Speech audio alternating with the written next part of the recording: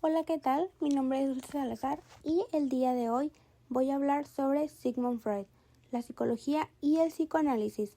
Freud fue una figura muy importante que cambió por completo la forma de entender la mente humana. Hoy voy a contarles un poco sobre su vida, de cómo surgió el psicoanálisis, sus principales ideas y por qué su legado sigue siendo tan importante hoy en día. Bueno, Freud nació en 1856 en lo que hoy es la República Checa.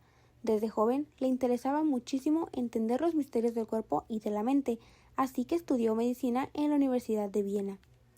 Durante su formación, fue influido por varios científicos de su época, como lo fueron Helmholtz, Wilhelm von Brugge y Gustav Fechner, quienes decían que todo en el ser humano podría explicarse con leyes físicas y químicas. Con el tiempo, Freud viajó a París para estudiar con Jean-Martin Charcot, un médico que trabajaba con pacientes que sufrían histeria. Ahí fue donde comenzó a interesarse por los problemas mentales, por los traumas y por el papel que tienen las emociones reprimidas. Todo eso fue lo que lo llevó a crear una nueva forma de entender la mente, lo que hoy conocemos como el psicoanálisis. El psicoanálisis nació oficialmente en 1895 con la publicación del libro Estudios sobre la histeria, que Freud escribió junto con Joseph Breuer.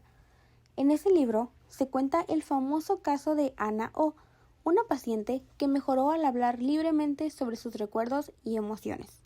A partir de ahí, Freud descubrió que hablar sin censura, diciendo todo lo que se piensa, podía ayudar a las personas a liberar conflictos internos.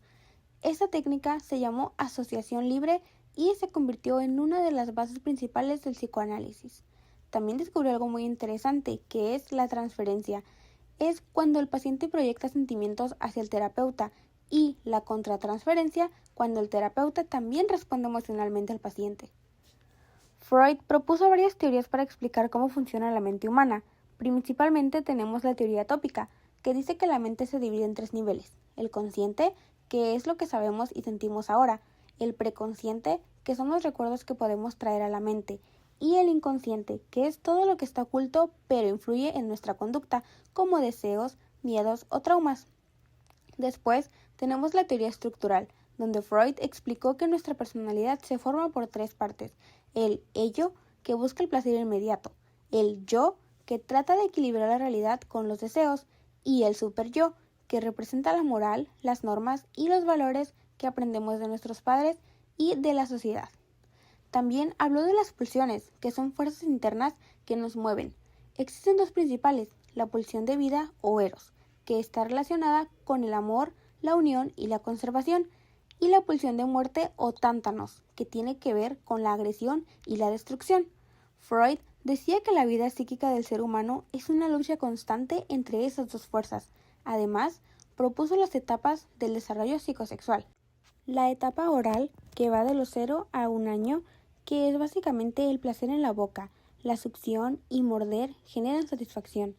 Después, la etapa anal, de 1 a 3 años. Este es el control de esfínteres, que se asocia con el orden y la autonomía. Siguiendo con la etapa fálica, de 3 a 6 años. Este es el descubrimiento de los genitales, cuando surge la curiosidad sexual. La etapa de latencia, de 6 a 12 años, es el reposo de la libido, enfoque en el aprendizaje y socialización.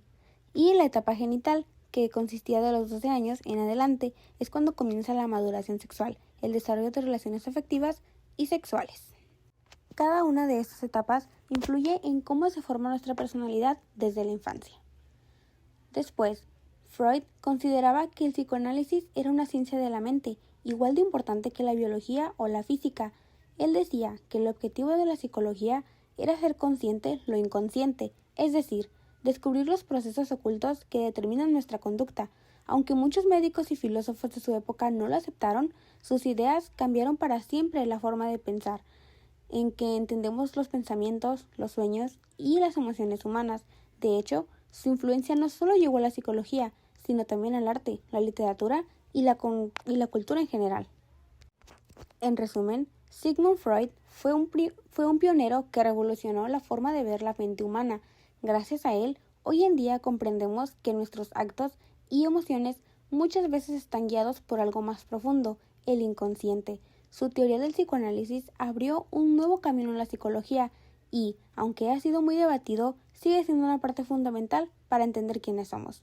Muchas gracias por su atención.